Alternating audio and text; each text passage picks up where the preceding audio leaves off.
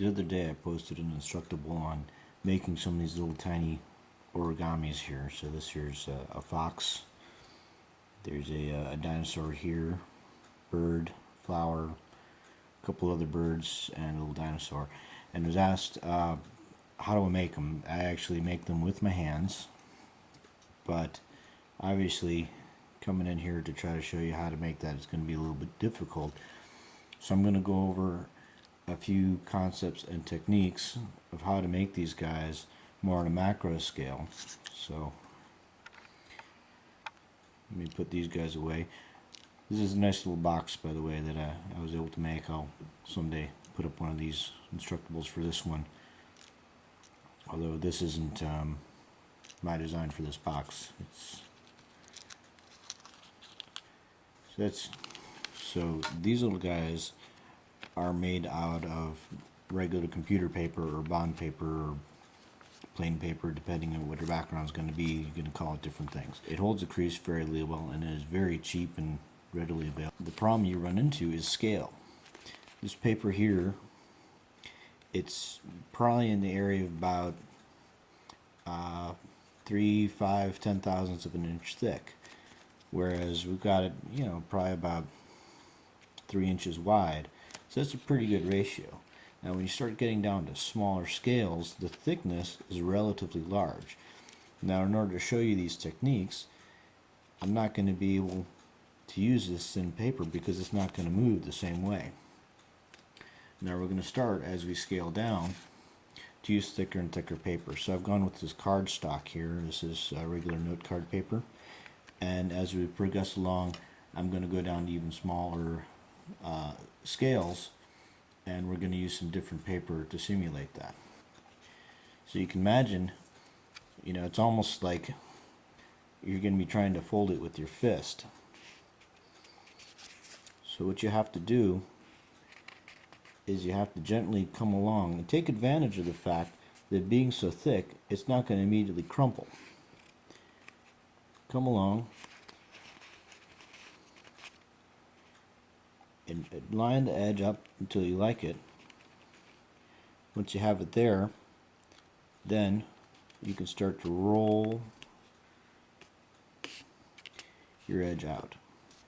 Another thing you'll have to accept is the fact that at these small scales, things are not going to line up quite properly.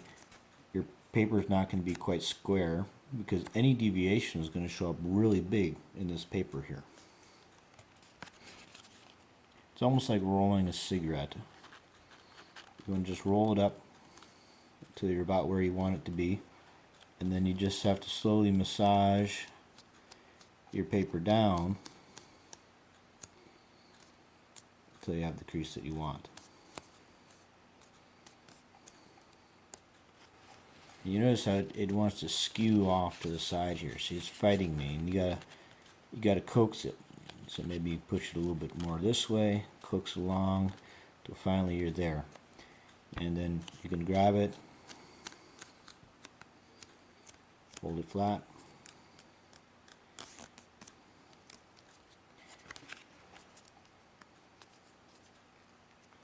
and see, it's not wanting to come down very easily here. So this is another problem with the large paper. It just doesn't want to fold. It's so thick. Right up the tip here, it's looking really bad. It's a lot of thickness here. That's going to be very rigid. Here it's such a thin section and you'll never get it. So focus on the middle here. It's going to be beneficial once it's so small because your thumb is so big compared to it. You're going to be able to just basically mash the whole thing all at once. So again, I'm going to fold over and in. You see how that tip just, it looks terrible. But we're going to run with it. Because the other secret about it is that any mistakes you make compared to the paper are very large, but on the absolute scale, any mistakes that you make are very small. If you look in depth at those pieces that I make, there's a lot of tiny imperfections in there, and I wouldn't worry too much about it. Now, once you have it here, it's going to be very difficult. You're going to have to worry about managing your space, and that's because your finger is going to be really big. You're going to want to try to come in and just kind of catch it with your nail and coax it out. you can't just go in like this with regular paper and just grab it in. Oh yeah, you see, look at that. That's where it looks just terrible. But what can you do about that when your paper's so big? So, and here, it's again, you're never going to get your finger into there. You just have to kind of grab wherever you can to open her up. Once you've opened it up, now you can start moving for a different piece. So the two ways to practice here: for one, practice on thicker paper, then you'll get used to managing this just very difficult paper. Normal origami paper is very easy to work with. Working with cardstock, definitely not so. I'm going to fold it down there. Now, it's again, now I'm even thicker. I'm at 4 layers here. So it really doesn't want to go over.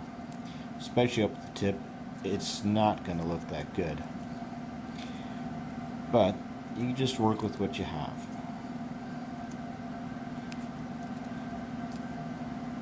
So we're going to just go with this basic crane, which if you're in your origami, it's probably the first model that you learned to make. I know it was one of the first models that I learned to make. You're going to come up, you see here the layers are, again, it's very thick. The layers are not going to want to fold in. So just fold in really as best as you can, because again, nobody's going to see that. When it comes down to it, that's going to be incredibly tiny. And the people that are going to see it are really the people that nobody's going to be listening to anyways, because they're the nitpickers that everybody hates. Everybody's going to be focusing on how tiny it is and how cute it is.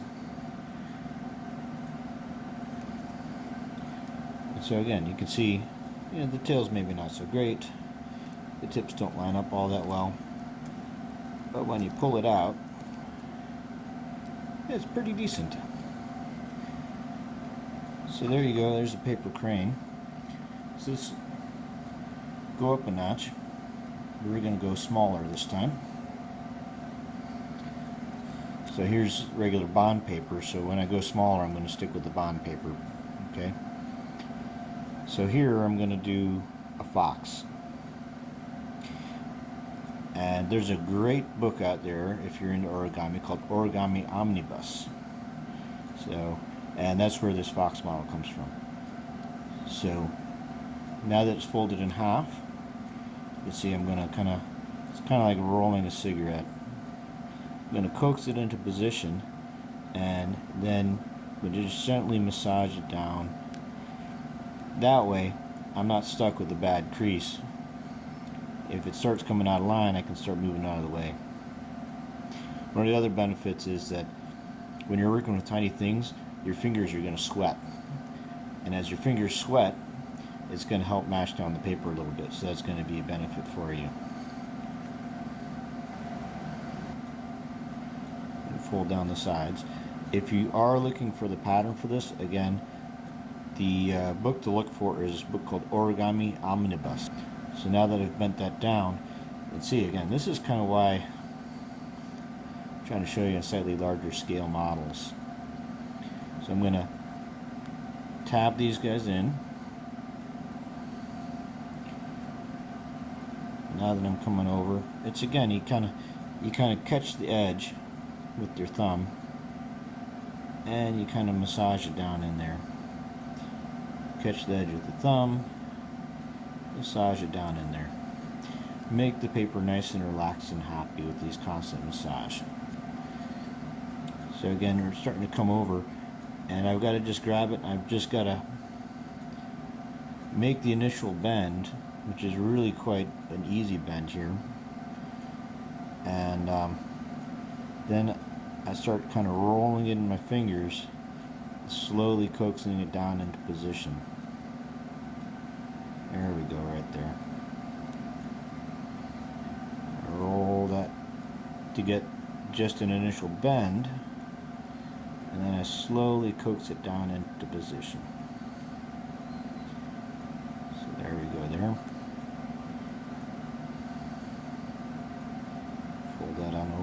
Again, keep your folds tight. If you get in the habit of making really tight, neat folds when you're working the large scale, when you come down to the small scale, then that's going to be beneficial for you.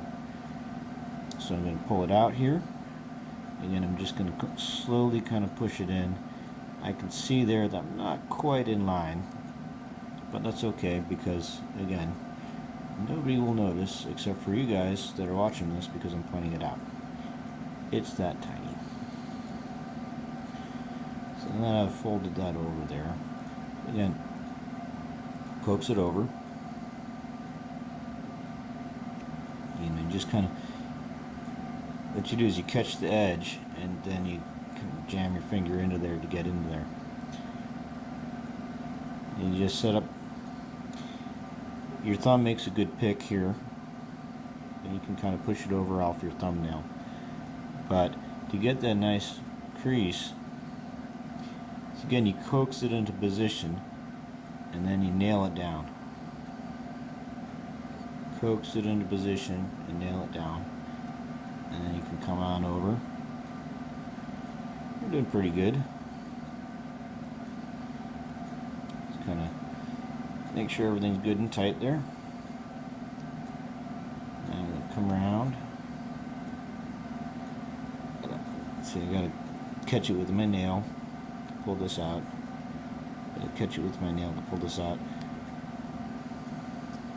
This is, again, I'm not trying to teach you how to make a fox. I'm trying to show you kind of some of the techniques that I use.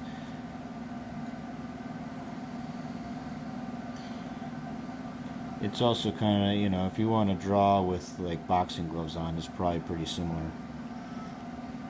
Coming along here. Okay. Coming on down. Sometimes it gets so small it's more like kind of sculpture with clay, just kind of pushing it more or less into the right position.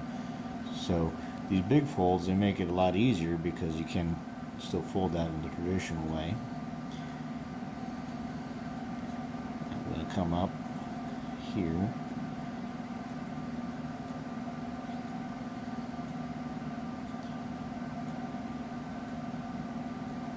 We're almost done. See, this is why you can see that there's a little bit of boredom here for you guys, I'm sure, because you can't see anything except for my fingers. This is why I'm trying to do some demonstrations on the large scale with just the thicker paper. Just to show you that it really can be done. It can be done with just your fingers. So there you go. There is a little fox right there. So put that with his brothers. Book, by the way, that I mentioned for that fox, there's Origami Omnibus, Paper Folding for Everybody, by Kunihiko Kasahara. And this, by the way, is the best book on origami that I've ever seen. It is really outstanding. Buy it, please, because it's just really great. It has a lot of awesome models, but it also has a lot of detail into the process of making origami. So now we're going to step up the thickness again. I don't have a whole lot of really good thick cardstock, and I do eat a lot of cereal, including Jozo's, let's call it for Trader Joe's. And so when I need cardstock, I just cut up my boxes of cereal. So here again, we're going to go back to the paper crane model. And so for that, again, the problem with this, it's really stiff. So now when I want to try to fold this over, it's just really not wanting to go over, and it'll tend to buckle a little bit. So you got to coax it over, and then you just kind of start massaging it into there to get it into shape. And that's one of the big difficulties with working with this paper. If you work with thinner paper, this is less of a problem, but then you make smaller things and then you're back to where you were before. You'll also notice, by the way, this is really not quite square, And anytime you have that, that's going to cause you additional problems. So again, we kind of fold over. Now with this cheap cardboard, it will probably start to tear also, but you can see how really meaty those creases are. So it's another difficulty. If you get over the difficulty of that, that's going to help you out a lot. The second thing that you'll run into is just your own fingers. And so that's another matter that I can't really demonstrate here, except for showing you my fingers keep constantly running into each other. So folding over here, you get used to some of those difficulties. So again, here, especially right there, that crease just strengthens the paper significantly. And here, your length to thickness ratio is so small, just is a real bear. And so you just gotta, it's not so much this gentle fold, it's more just kind of cramming it into position here. And I grab it and I cram it into position here. There we go, and you can see how it's not gonna fold over well. You're gonna have a lot of overlap, and you can push it in place. You saw me doing that with the Fox. You just gotta make them as tight as you possibly can, because you're gonna really need it.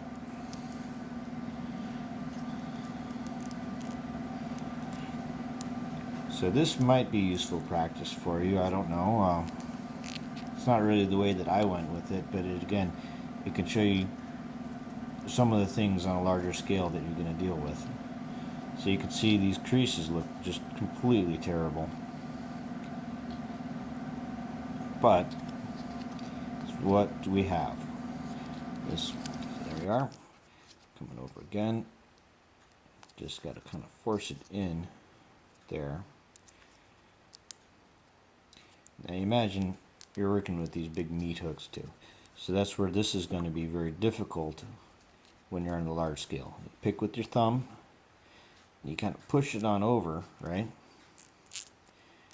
But I'm not going to be able to keep my thumb in there as I push it on over. So I've got to just start rolling it over and pushing it in. I'm going to start rolling it over like that and just really push it in. Fortunately, your forces are going to be a lot lower because your paper is going to be thinner and your arms are relatively large. But again, you can't get your finger into it, and you're going to see it's just not going to want to go over. It's just because it's so thick. So now that that's come on over, put that in there really good. You can see, I mean, it's really not coming to fold in the middle all that well, but it's the best we're going to get. Let's open up and start pushing this guy over. See it right there, that piece is wanting to pull out. Just going to keep it in. It comes on over. And it's so thick that it's not really a crease, it's more of a suggestion. And again over here. With this bird, by the way, if you are doing it very small, this last fold over here, it might not be possible if your bird is really small. If that's the case, there is actually a variant on the paper crane that doesn't make that additional fold that I do, and it looks pretty good even on a large scale, but on a small scale, that's the nice thing. Nobody can see that fold. So if nobody can see the fold, nobody's going to call you out for not having made a proper paper crane, except if they take a microscope.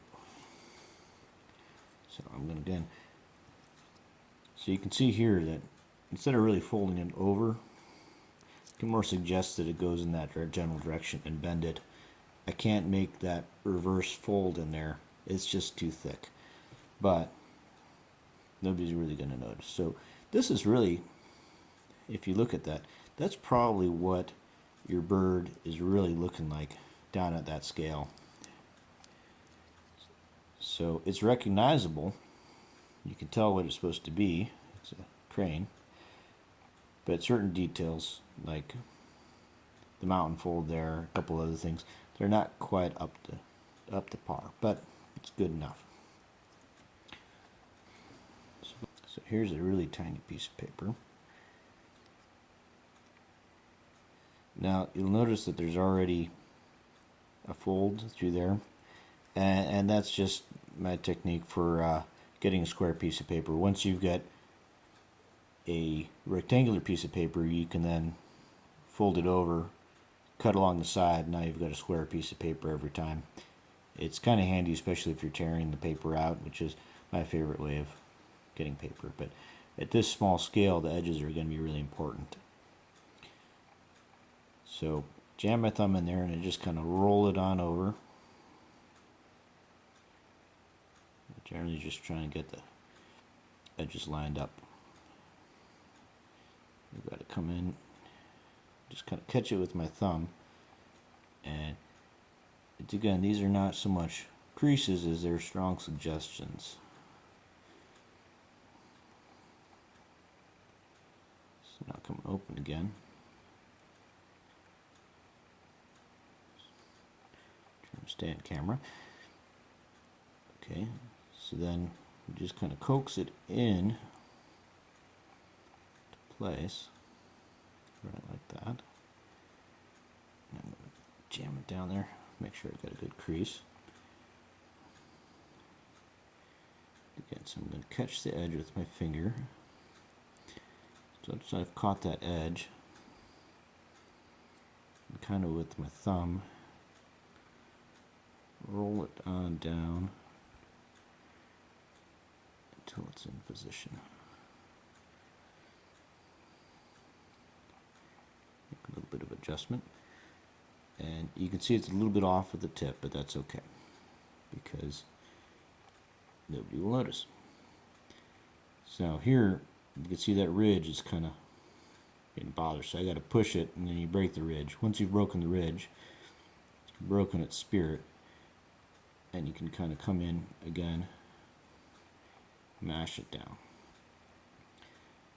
So break the ridge, break its spirit. This guy, you're off camera again. It's a very big table and a very tiny spot for the camera to be on.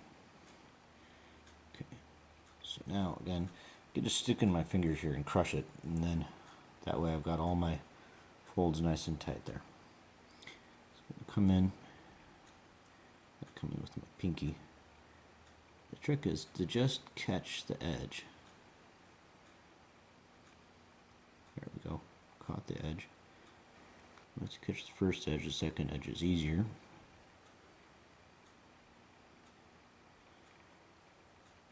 So you caught the second edge. I catch that third edge. You'll notice, by the way, my fingernails are not very long. You don't need long fingernails. Your fingernails are not tweezers. So slowly, I gotta come in. Got the two pieces here because I gotta open this up again. Just gonna coax it on open. Getting the pushing edges in where I want them to be. We're gonna coax them in along those folds. Remember, this paper, those folds in there, if you zoomed in really tight, they probably look a lot like that piece of cereal box that I was looking at. So now I've got the edges coaxed over. Start to pull it all in. I'm just going to follow its previous creases. I can jam it on down like that.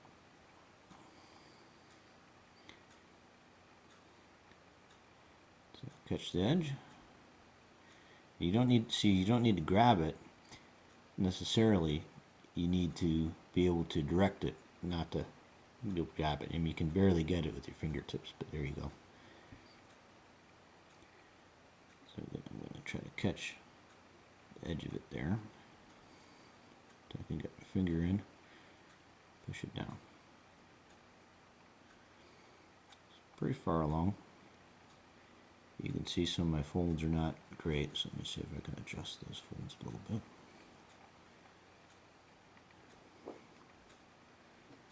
Alright, coming along pretty nicely.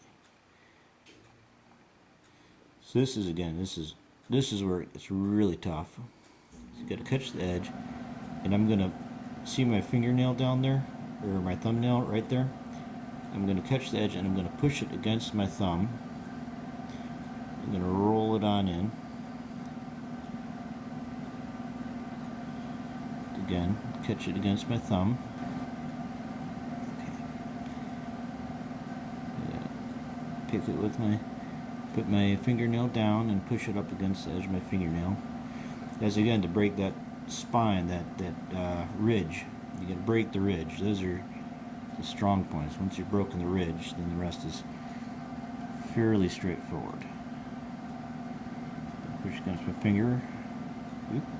Push it against my finger to break the ridge. Come on down there.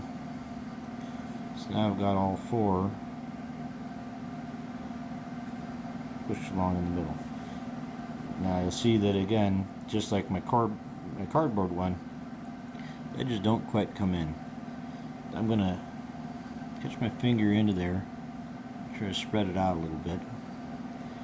I'm gonna try to catch the tip with my finger.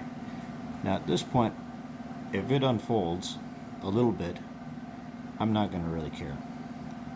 I'm gonna coax it on over, and I'm gonna jam my thumb in there to try to bring it around. So again, I'm gonna try to get my fingernail into there to spread it. And once it's spread, now I can pull it on down, and I can jam my fingernail in there to again make that second fold.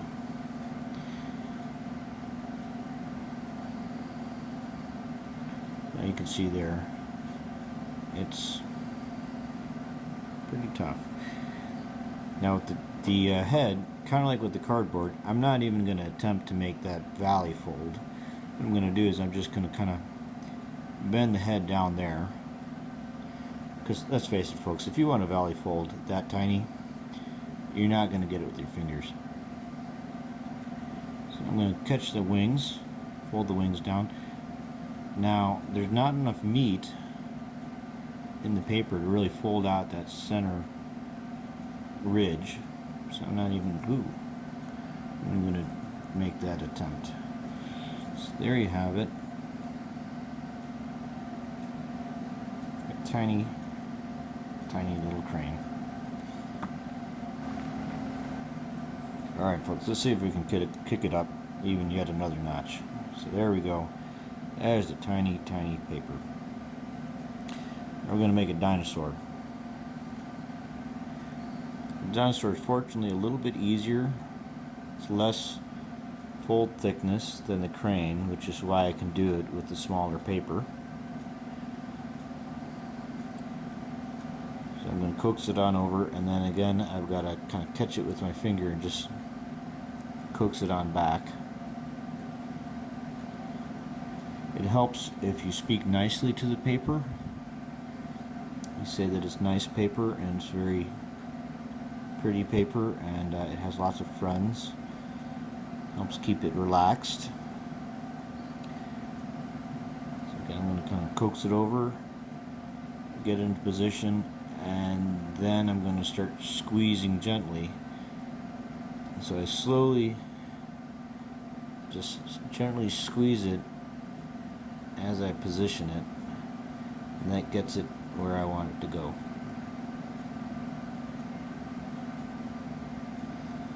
So I'm going to just catch the edge with my thumb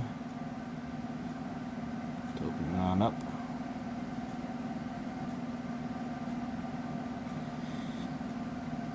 Good memory helps, because that way you can remember which folds you did and which you didn't, because good luck trying to see which folds you did and which folds you didn't beforehand. Okay. Now it's again, this is a pretty common form here, this dinosaur. And so I'm not gonna try to show you how it's made. I'm just gonna try to show you how to make it tiny. So you just kind of push it in. Recognize the fact that your fingers, again, they're not tweezers, so you got to kind of coax it into position.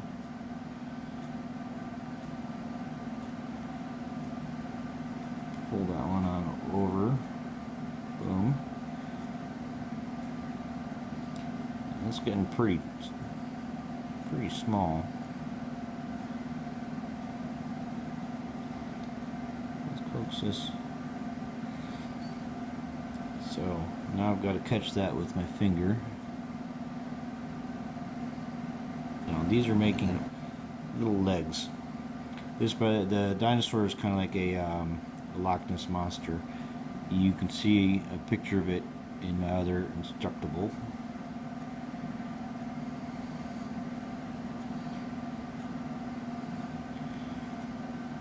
So I catch it with my finger to spread out the halves. Bend this up. Hooks the head over. And it's kind of hard to see, but there's your little dinosaur.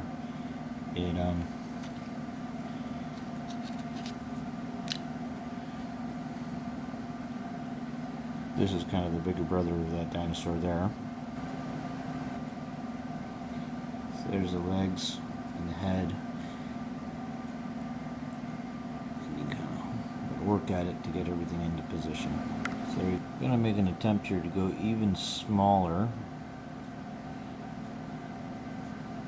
This is with a simplified version of that original crane.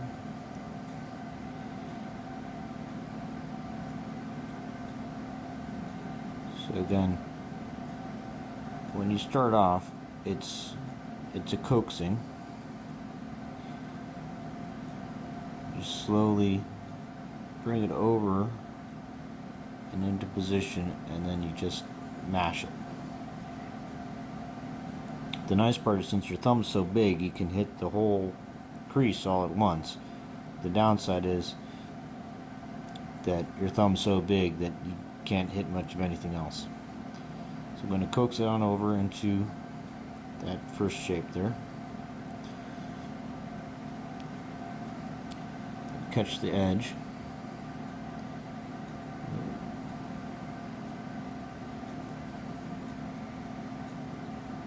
And if I grab the edge and I push a little bit, you can see it starts to roll on over. Ooh, and then it drops.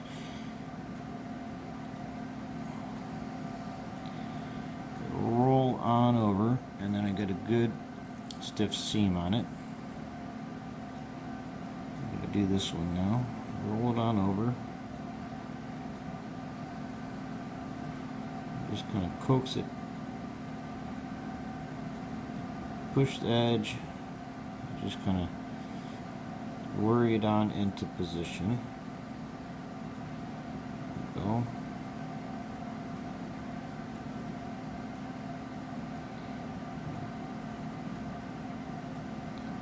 Grab the tip there, and I'm gonna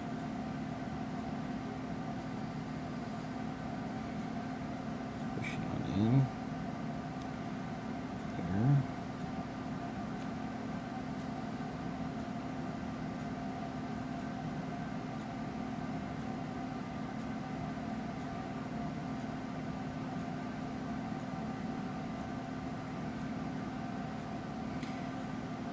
There's a certain amount, it feels kind of like you're working with clay rather than paper, because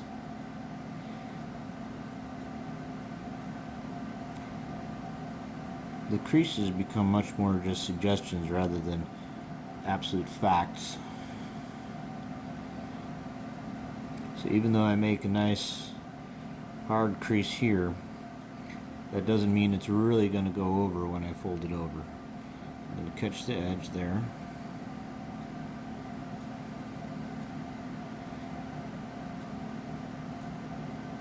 Come on over. Get in.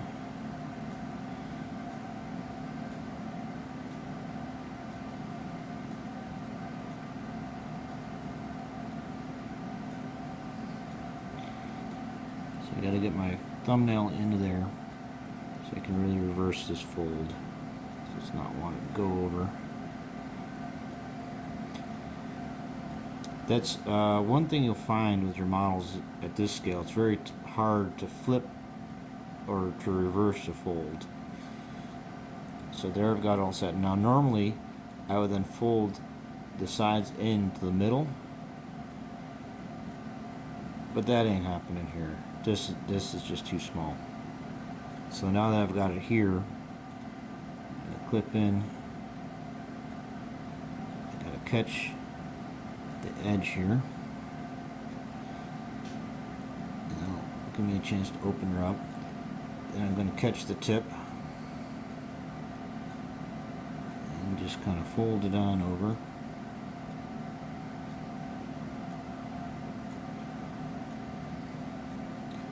Again here, catch the edge there, fold it on over.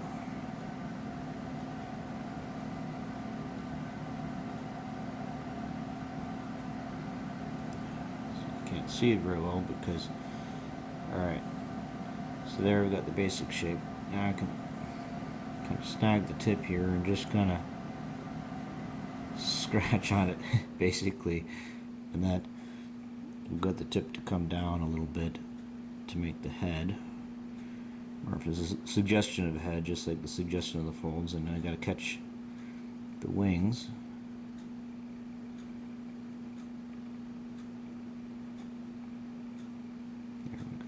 Caught the wings, and then there, tiny little bird. You could join his friends. So this is a small collection of some of the guys I've made. Since the techniques for making them that small are kind of like the same techniques you use to make clay, you can change that over and, well, make things out of clay. So here's a little penguin. Maybe that'll be my next Instructable. I hope you enjoyed this. Please comment. I really appreciate comments. That's kind of what keeps me going on these. And I really hope you enjoyed doing this folding. Really, the question about this is not how small can you make them. It's how small do you want to make them. That's kind of, how small can you get them? How much can you hold your breath without blowing it off? Good night. Good folding.